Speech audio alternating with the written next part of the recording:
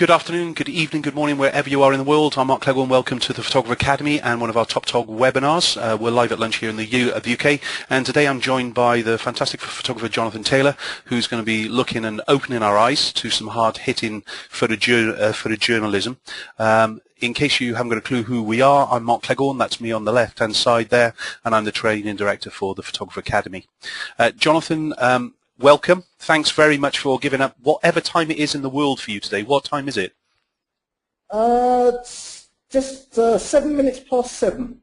In the night or in the morning? In the evening. Oh, it's not too bad at all then. I thought you were kind of in some kind of barren land and things really. No. Jonathan, we've got a kind of couple of things to be chatting about just before you start to show us your amazing images. What and how did you get into photography in the first place for? How did it all begin for you? I remember as a young lad I used to enjoy reading the Sunday supplements when they used to had some sort of harder stuff in it. I always liked the work of Don McCullum, and he was a big influence on me. I think he was in the Sunday Times at the time. I used to work for the Sunday Times then. And just seeing different, stories from around the world with impact had quite a big impression on me. And then from the age of about 12, I knew that that's the only thing that I wanted to do was to be a photographer. So you're man and boy photographer as well, then, are you? Yeah, that's been the only thing that I've ever wanted to do. So, it was, I don't know if I chose it or it chose me. Was there a particular moment in your kind of life or your kind of photographic career as far as an inspiration was concerned? I can't think of one in particular. I was quite young, as I say. I think I picked up my first camera when I was 12. But I don't think I had a sort of like a light bulb moment. I just knew I wanted to be a photographer.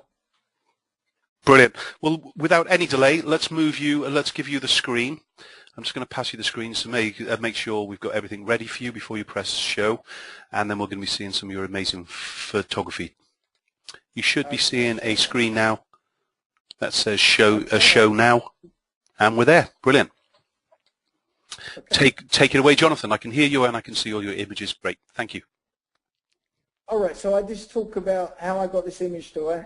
Yeah, please just tell us a little bit about your career and tell us exactly what kind of photography that you do and kind of a little bit of messaging about what the photograph was about and things would be great.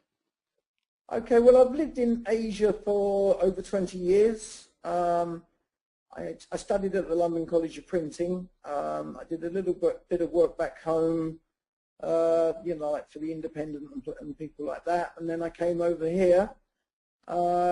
And then I got picked up by a good regional magazine called Manager Magazine, and they gave me full expenses to do one feature every 2 months, whatever I wanted to do.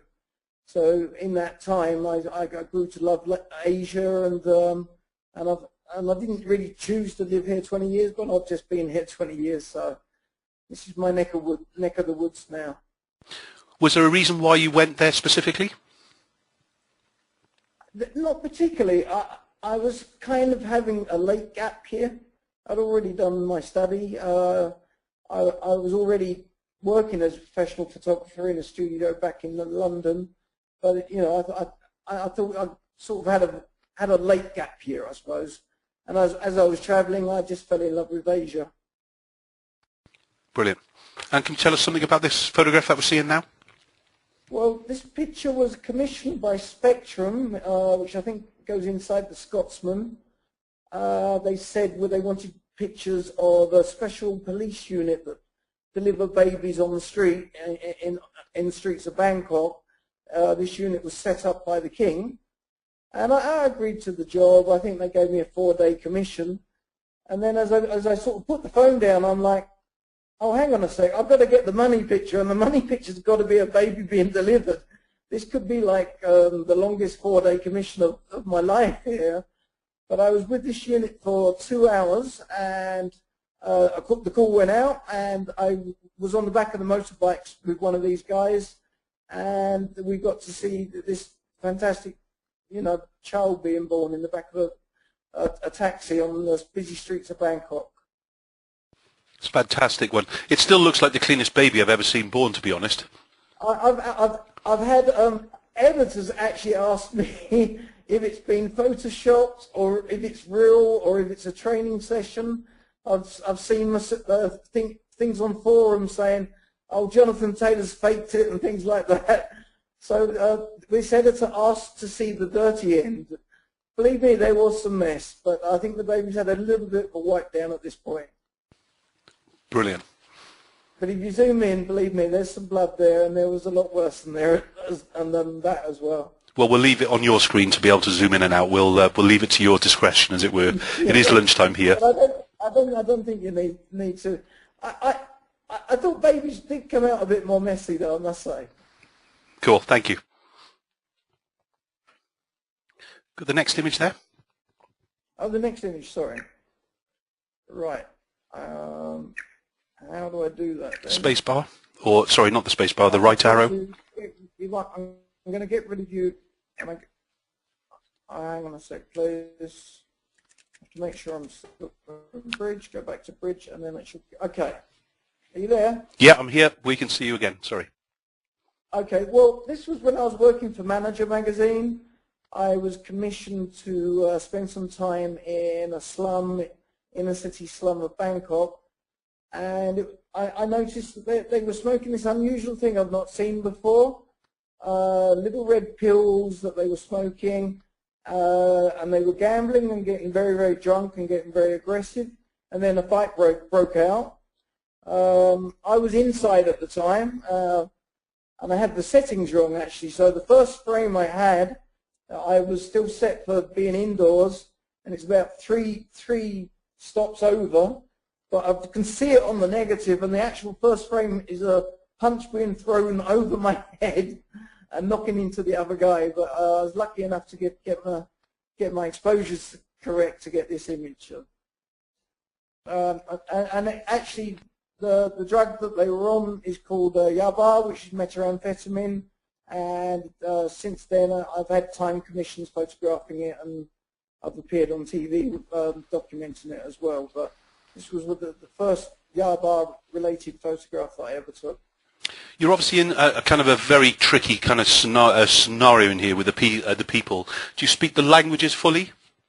I'm fluent, yes, I'm fluent in Thai, and my Laotian's not too bad as well. Is that essential to do your job, do you think? I think it's, I think communication's essential, but there are different ways to communicate. It doesn't have to be totally verbal.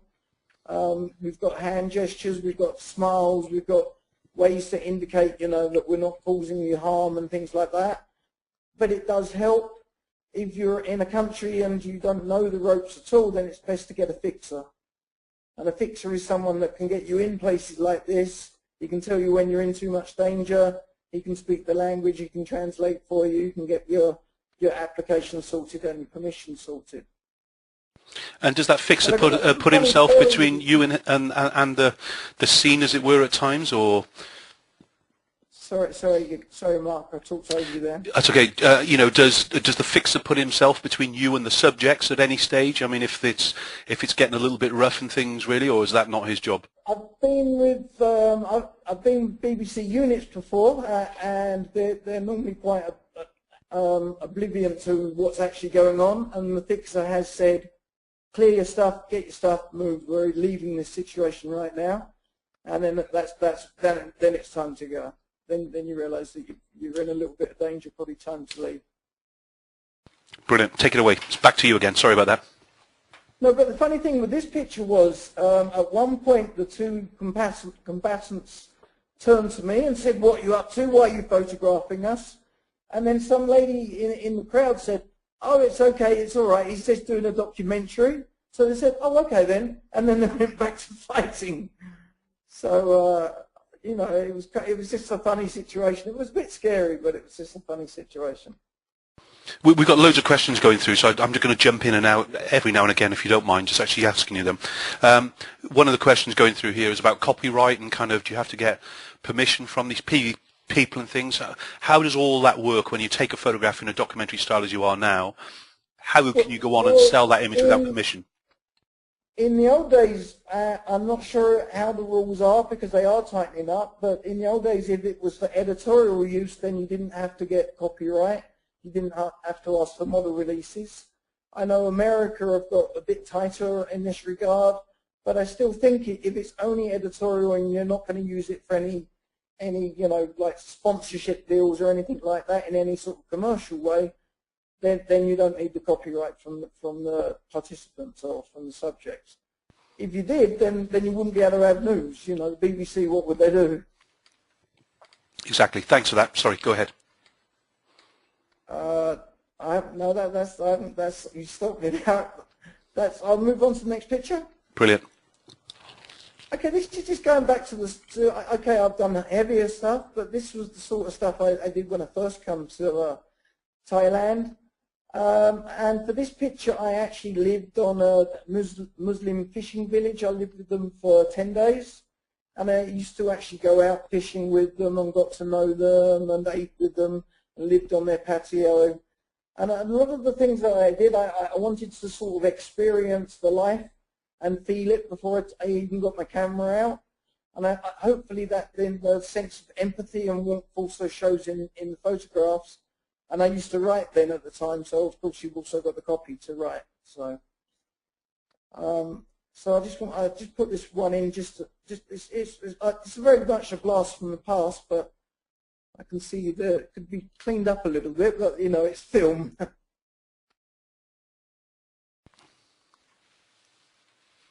And the next image? Can I move on? Yes, please. Just move at your own pace, please, Jonathan. Okay then. Now this is a set of Carmelite nuns. I was actually a picture editor on an insert in the International Herald Tribune called Tie Day, but I sent myself off on assignment as well, and it was the day I think one of Pope John Paul II, the day of his funeral. So I'm in Thailand. I had to get something that was Catholic and that represented that.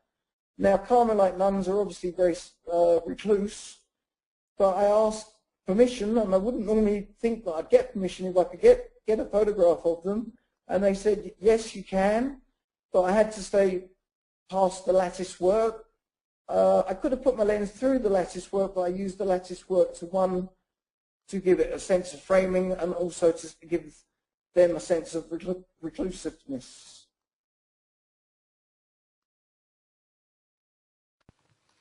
Now this is going on to more stuff that I'm probably more known for. This was actually an assignment for Arena magazine, I think, on assassins, on Thai assassins. And the policeman that you see, his name's Rambo, and he's got his own promotional videos of him taking down the bad guys, so to speak, with then intersections of Stallone in a Rambo movie. So I was photographing this chap, and I was also photographing assassins at the time. And I wasn't really getting a very good picture, so I just said, "Well, do you mind if I get in the jail and take a picture of you from the inside?" And he was fine with that. And actually, the copper himself looks a bit more scary than the actual prisoners, in my opinion. It's a great image, I like that. Okay. Okay, so obviously when you live in Thailand, you get lots of commissions where you have to take pictures of sex and drugs and temples. I get absolutely fed up with being asked to do that all the time because it's a great country to live without those elements. This was, I think this was a commission for my Yaba story, my methamphetamine story. Because a lot of the girls, they work long hours and they use these stimulants so that they can keep up all night. So that's where this picture's coming from. But hopefully I'm showing them in a positive light, and the viewer, the man sitting there, is him in the negative light. Hopefully, anyway. Okay, this again. I was doing a health story issue, but this again relates to methamphetamine abuse. Because it is something that they smoke, It can cause a lot of chest problems. This man, extremely skinny, they didn't know what was wrong with him, so they had to give him an x-ray, and I just took a picture of him being x-rayed. Okay, so I should be careful, this one is a UK chap. He did give me permission for this shot though. This is a Westerner smoking the methamphetamine with a prostitute girlfriend. And again, this is from methamphetamine again. I saw the poster behind this lady, and I knew I had to get someone smoking the drug in front of the poster. I spent 3 days going back to the same place to eventually I could get the shot. I kind of like it because she's living in such grinding poverty, but she's having a slight moment of relief. And so the juxtaposition between her hard life and the 2 children in the poster, I think works quite well. As a beginner in photojournalism, how would you go about finding the stories and the buyer for the images? Well, I think first of all you should work with inside your own comfort zone. We've all got stories. We all know different aspects of life and different people that we can photograph without, going outside our comfort zone, without having to put yourself in any danger whatsoever. I think you should start off inside your backyard, so to speak, and then just build up from there. I don't think if you're going to start off as a photojournalist, your first thing you think is, I have to be totally hard hitting and, I'll just take myself off to war or something like that. I think you should start off, know about things that you understand and just do them in depth, and then learn to work a story, how to work with an establishing shot, a narrative, inside that, how to build up portraits of people, and how to use details, and even have a stop shot. I think writing extended captions is good, and I actually think writing your own text is good. Most of my stories, the earlier stuff, I actually did the words as well. This was a story I was doing on homicide. I went to every homicide in Bangkok for a month, and this chap was shot, unfortunately, by his own gun. Some robbers went into the bank and they put down a false bomb, and then they took his gun off him, and then he got shot by his own gun. So it disturbs me actually, because to think that he put the bullet in the gun that killed him, but that's the shot.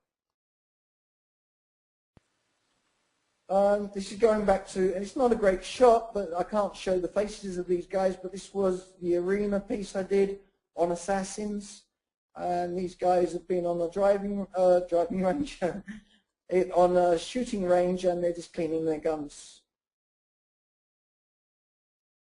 This is one of Thailand's top assassins. I don't want to say too much about him. Obviously, I couldn't show his face. Do you feel under any... Sorry, Jonathan. Sorry, Jonathan. Just going back to the assassins part. Do you ever feel threatened yourself, or do you become quite friendly with them during the shoots? Can you explain kind of what's going on in your head and what's going on in the scene when you're doing these shots? Well, I think you have to minimise the risks whatever you do. So as long as you put everything in place that, as much as you can to minimise your own risks, then that's all you can do. Of course, if you're doing the edgier stuff or you want to stand out a little bit more, you've got to do that. You've got to put that extra bit of work in, and of course, there's danger involved in that. But there's danger involved in getting an aeroplane to come here and eating too much McDonald's. So. Thank you.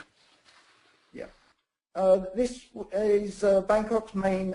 It's been cleaned up since, but it's actually the city mall. It was for the arena piece. It was just, I think they run it as a stop shop, sort of like, well, here's the guy's handiwork, basically. Now we've been mixed up a little bit, but some of my stories are related. I mean, the crime stuff. The one story, it's not, this is just about assassins or about mafia or just about the police. or just prostitution, because they are so linked up.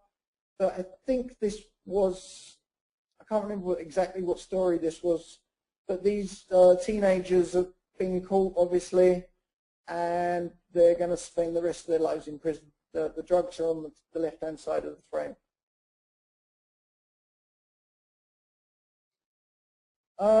This is a story I did for The Guardian.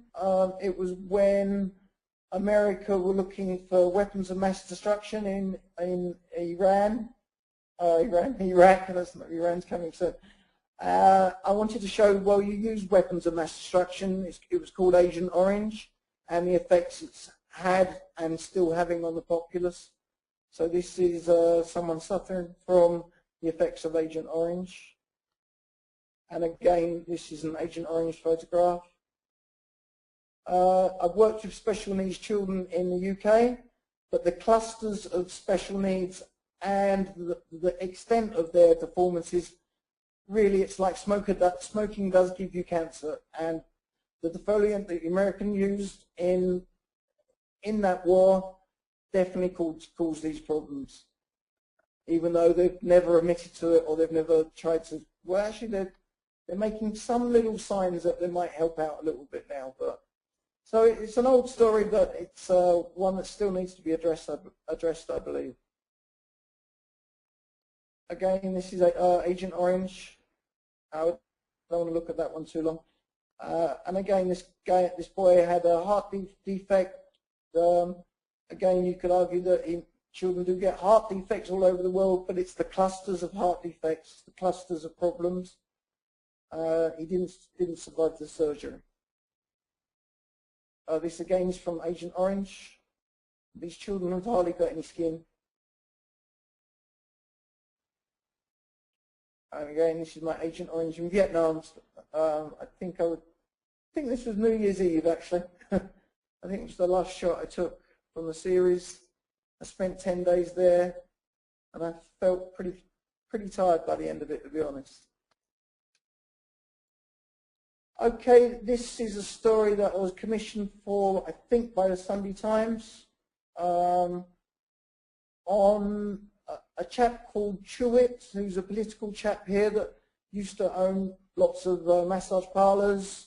Obviously, it's a sex story, you know, in Bangkok. But I managed to get permission to go behind the scenes, which is very unusual. And this is inside one of the short-time rooms. And that's looking a little bit forlorn after work. And this is the sex industry in Thailand. This was on child sex slavery. I think it was for Time. The picture on the right was a Time cover. I think I spent about 14 days there. Felt rather sick by the end of it. And I got myself in a few scrapes as well.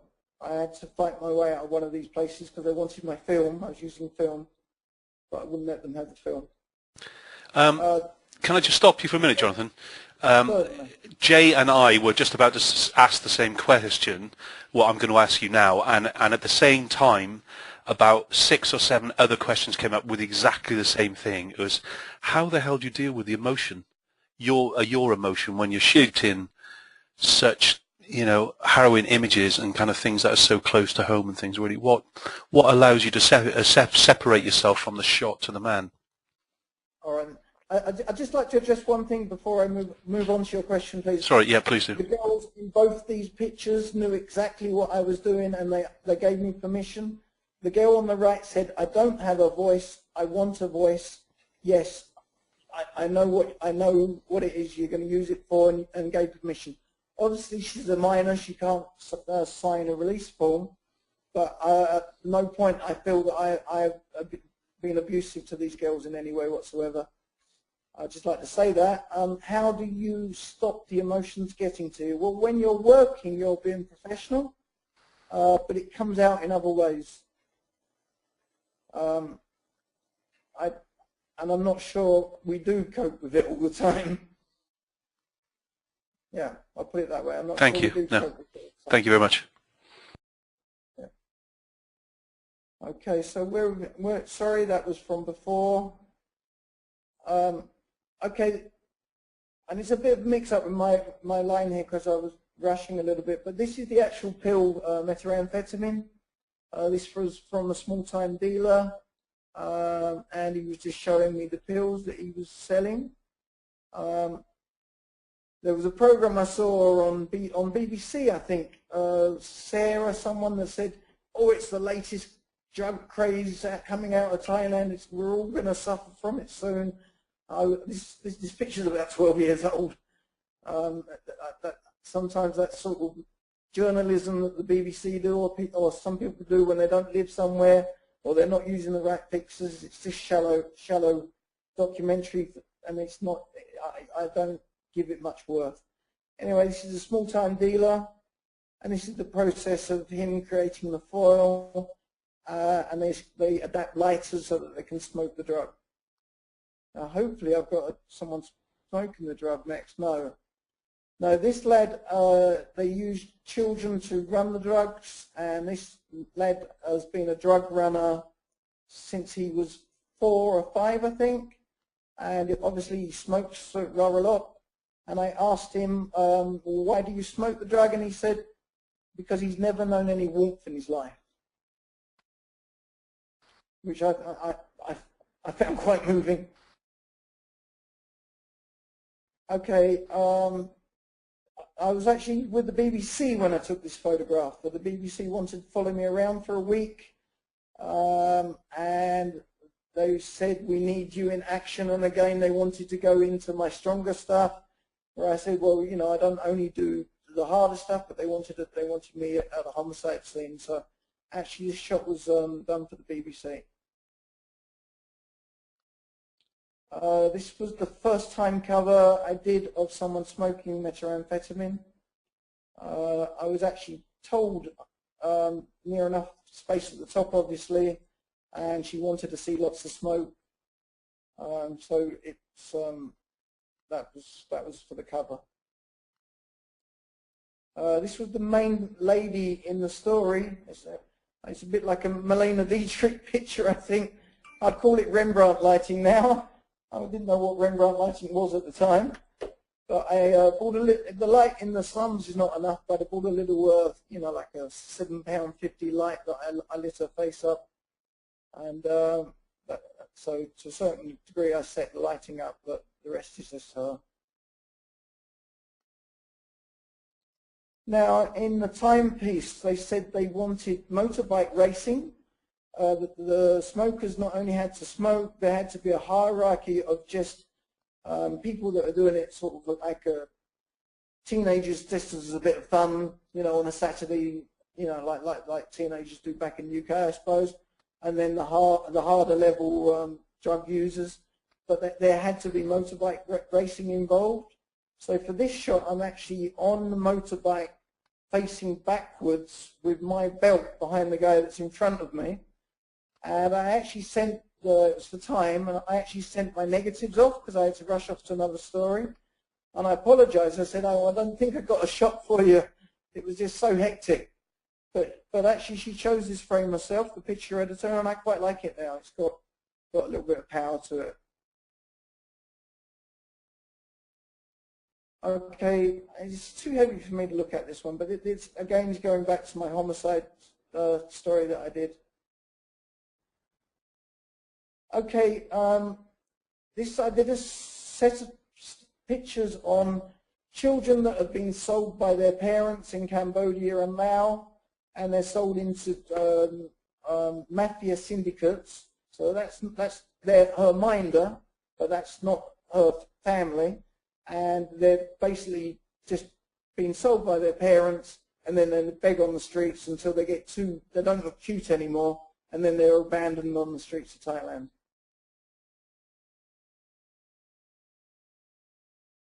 Jonathan, if I can interrupt you, SJ here. Just going back to one of the previous questions, do you think that, you know, I'm always looking through the newspapers and online at these images, and I think they're so strong and powerful. Obviously, you believe they make a difference. How much of a difference do you think they make in the situations in Thailand that you're reporting on? If you could make a pinprick of positive difference, then you're happy. Maybe in the older days I used to believe that you could do more than that. I'm not so sure now. I still think there is a place for cameras being there and seeing things. I think there's also voyeurism. A lot of the work that you're showing, that I'm showing at the moment, maybe you think that I am voyeuristic in some way. I'm not. All these stories come from normally left of centre, believing that the underdog is being abused in some way. And hopefully I justify, taking pictures of people in diversity via that. Do I actually make a difference? The Time cover story I did on sex slavery, every single one of the brothels that I photographed got shut down. But that doesn't mean to say that those bars probably just moved off to another town. I'm sure the local police captain he would have been moved sideways, more than likely. If you get a Time cover, that tends to get noticed. But I'm not someone that believes that, like, I'm a photographer. I'm doing it for photography's sake. Hopefully I'm making a pinprick of difference in the right direction. I hope so too. Thanks. You can carry on, bud. Okay, well, I actually run photography tours now. I take some people to the places that I've travelled through. I saw this shot. This is in Laos. I probably directed the student I was working with to go the other way because I really wanted it myself. Which is something. And anyway, I just think it's kind of a nice sweet shot. It's not all doom and gloom. Now, again, this is going through to my workshops. I do a lot of street photography workshops, and I teach people how to approach people on the street. So many people are reluctant to approach people on the street. I tell them, as long as you're confident, you're showing confidence, and you're talking about communication, you might not be using a language to communicate, but you can communicate with your eyes, and you're not embarrassed when you go 7-Eleven and you ask, have you got a packet of crisps? So you should think of asking someone for a photograph just like that. There is nothing wrong with it. And the less impact you have, the better. This lady knew what I wanted. I just went up, took the frame.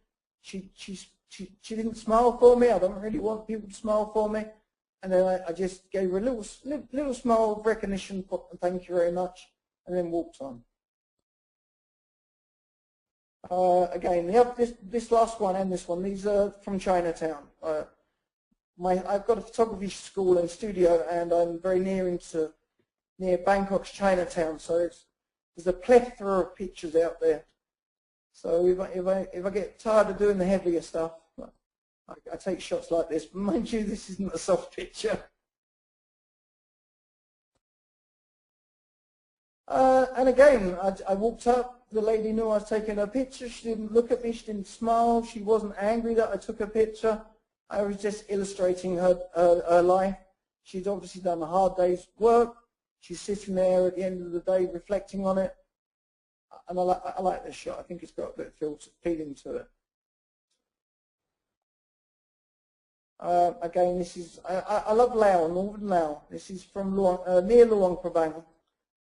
This is from a hill tribe up in the hills of northeast Laos, Luang Prabang. Actually, there is a story here. The fungus coming out of the child's head, a witch doctor had jumped up and down for 4 hours in a religious ceremony and put this on his head to clear a skin problem, and he looks rather pissed off over it because I don't think he also believes that the fungus that was put on his head is going to help him. So it's just a little bit of sense of humour, I think. Okay, I did a story on the community along the railway tracks of Bangkok, and I don't really know what this guy was doing. I don't know if he was praying to me, offering me a drink. I think I captioned it as praying to the drink that's going to kill him, but you know, that was probably too poetic and flourishing, really. But I just like the capture, so I put it there. I put this frame in just because it's just my local environment, so it's just there for that. But there is another little funny story here, because 3 days later I went back to see the chap, and I said, oh, by the way, I took a lovely frame of you, because he didn't look up after when I took the shot. I said, I took a lovely frame of you, I'd just like to say thank you very much. He said, yeah, but why did you turn it black and white? Can I pick you up on that for a minute then, when you're talking about black and white for a minute, because there's a few questions come through on that. Editors, do they prefer to get a black and white image from you or a colour image? Editors nowadays would prefer colour, because then they can change it to black and white. But you will get assignments on certain stories, and they're asked directly for black and white. Yeah. Thank you. I think this is my stop shot. These are my 2 time covers. Obviously, I've been fairly well published, but I was proud of these 2. I was proud of the content, and you know, it's nice. It's not a bad magazine to have your you know, picture and 10 pages inside. So I think that's my stop shot for tonight. Brilliant. Thank you so much, Jonathan. Let's just talk about some. I'll take the screen back for a minute, just in case you need to go off from the. There you go, because they just happen to be on my screen as well. That same image. Let's go through some questions from it, if that's okay with you, Jonathan. Jay, are you seeing those 2 images with a website on there? Brilliant.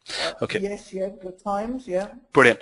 Okay, so can you expand a little bit on the black and white submission of images and so on?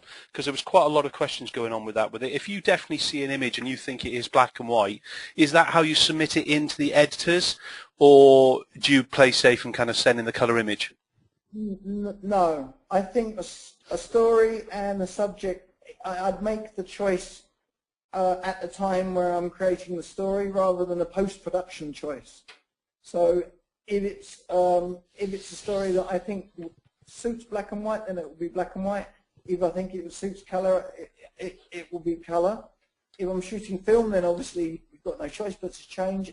If I'm shooting digitally, I'm still, even though I'm shooting in colour, I'm thinking in black and white. I often might even put it on monochrome, even though I'm shooting raw, so I can see the black and white image on the back. Yeah. But when I'm shooting black and white, even though I'm seeing colour images, I'm actually thinking black and white. I'm thinking tone rather than colour relationship. Are you ever disappointed the way that the editors treat your work and so on? Of course. All the time. Can you explain a little bit more on that? Well, you get editors saying, well, we would have loved to use that photograph, Jonathan, but there was a Mercedes ad going next to it, so we used the blander one. Well, typical, isn't it? So for some of the shots, you know, specifically things like the assassins, or when you're in a difficult position, do you use the fixer to help you develop your story and get yourself into these areas still, or is that something that you do yourself? I have been a fixer before for television, and I've been a translator, and but even when I'm being a fixer, okay, I don't have a Rolodex of assassins. I don't hang around with them, but you use someone that gets you your first step, and when you learn to trust them and they trust you, then they lead you into someone else, who then leads you into someone else, and then once you've got a trust between you, then that guy's your safety margin. So with the heavier stories, I wouldn't just walk into a slum and could you show me your drug dealers, please? You know, What about? I have done something similar to that with terrorists in the south of Thailand, but I was desperate at the time.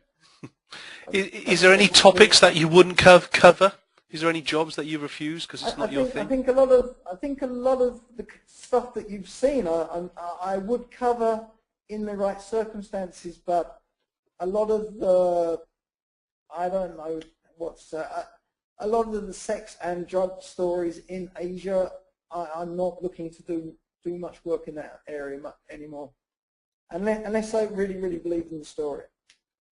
Brilliant. What about things like commissioning and kind of doing your own projects compared to getting paid to do the job? What's the kind of balance for you now, and what was the balance at the beginning? So in other words, were you shooting pretty much your own projects to begin with and then selling the images compared to what you're doing now? Can you explain that a little bit? Yeah, well, the balance would be I'd only ever work on commission. I think I did one job on spec in Tibet I've done one job I can think of on spec, and then sold, afterwards. But it used to be only commission. Now, if you're starting up, I think it'd be very, very hard to do that. Editors are getting so many pictures, and their budgets become so small, and people are putting stuff up on the web for free. The stock agencies, you could buy pictures for $5 now, so I mean, my days at doing 15 days for time, full expenses are over. So myself, I only work on commission unless I really, really believe in the story. But I think if you're young and coming up, I think you'd find that very, very difficult. I think you could be waiting for that phone to ring. You mentioned about Yaba. Can you tell us a little? That's the drug. I think I pronounced that right. Can you tell us a little bit more how that kind of really affects the society with the ties and so on, and kind of how they were all drawn to kind of getting the story covered and so on? Can you explain a little bit on that? Well, at the time when I covered it, there were lots and lots of images of people with knives around children's throats and going a little bit crazy.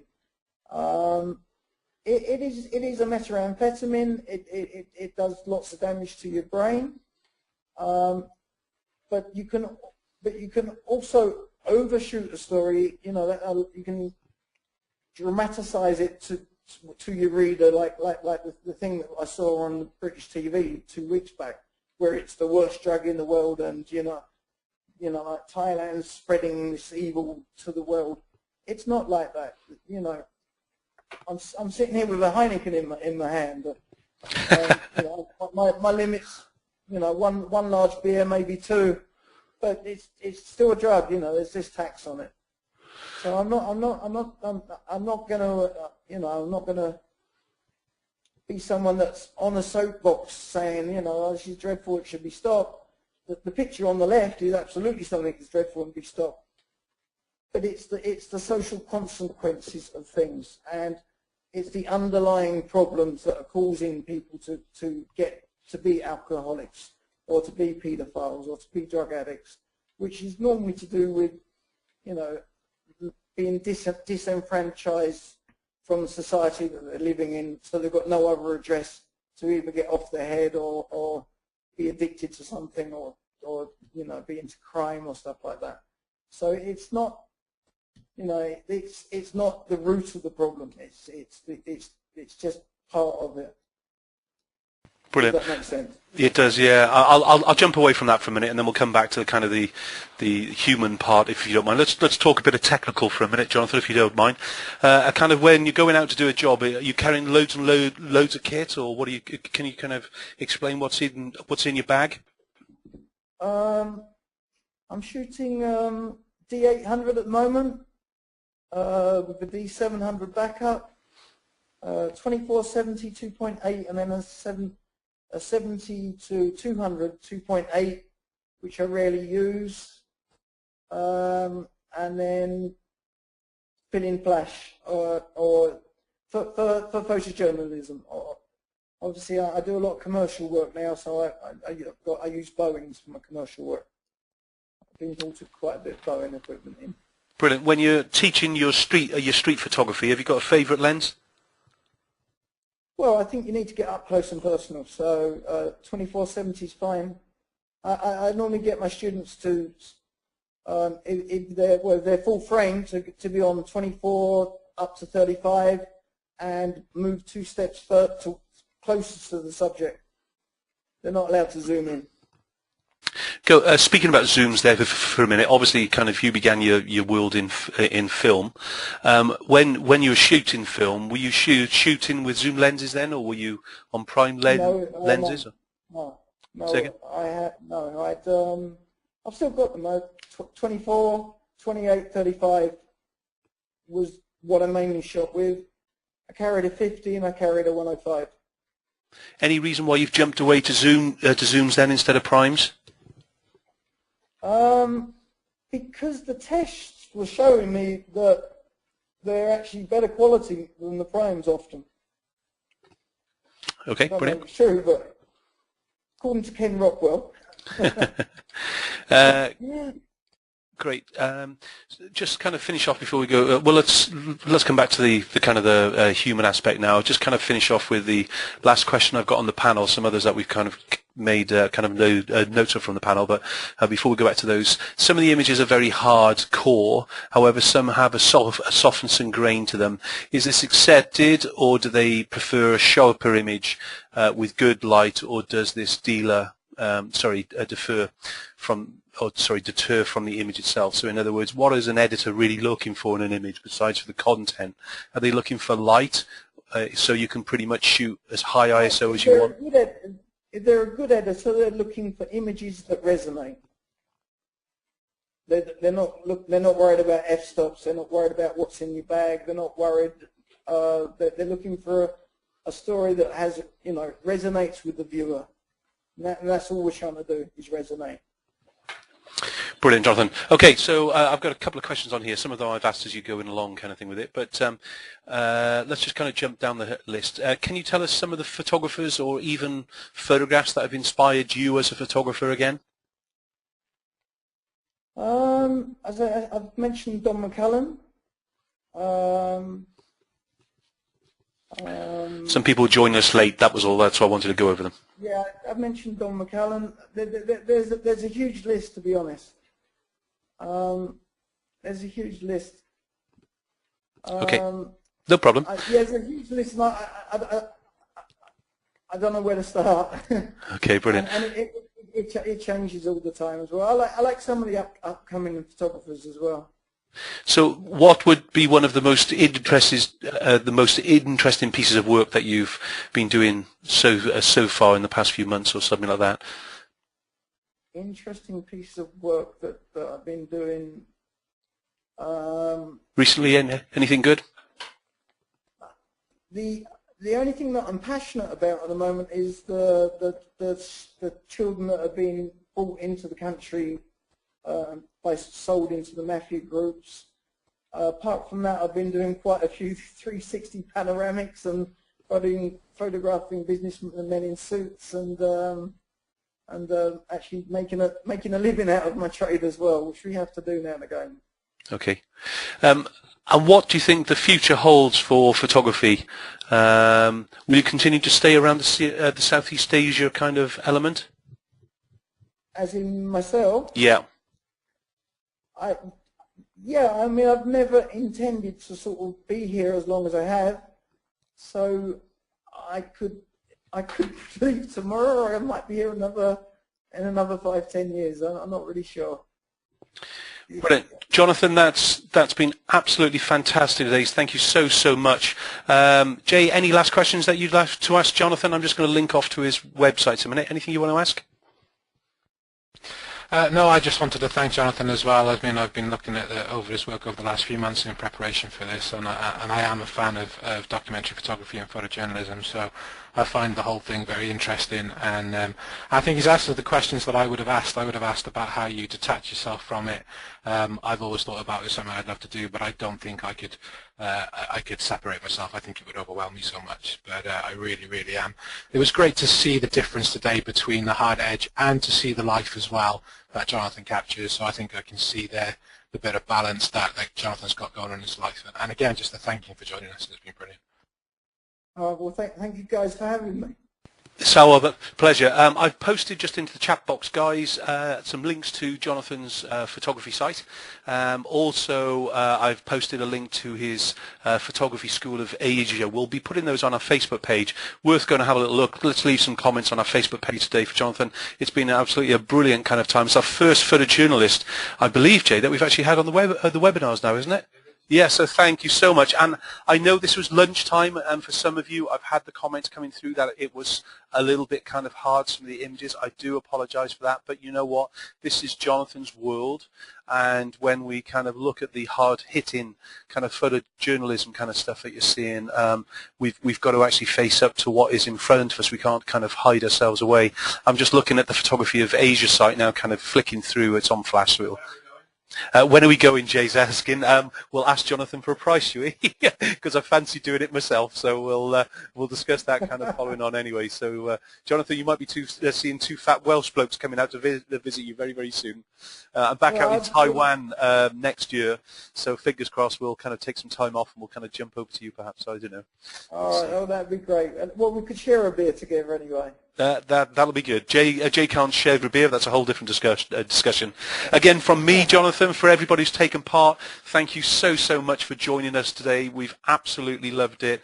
Images, I know, are very, very strong, but they're real life and so on. Remember, as far as photographers are concerned, we either shoot what is in front of us, we either tell a tale, we kind of create a project ourselves, and again, you've just got to get out there and do what you want to do. I mean, that's key. So whether you're an up-and-coming photographer and you're just kind of being inspired by Jonathan today, I promise you just don't turn at the corner and get great images each day. It's research, it's looking, it's following, it's being on the ground, it's knowing what you know, it's building relationships and so on.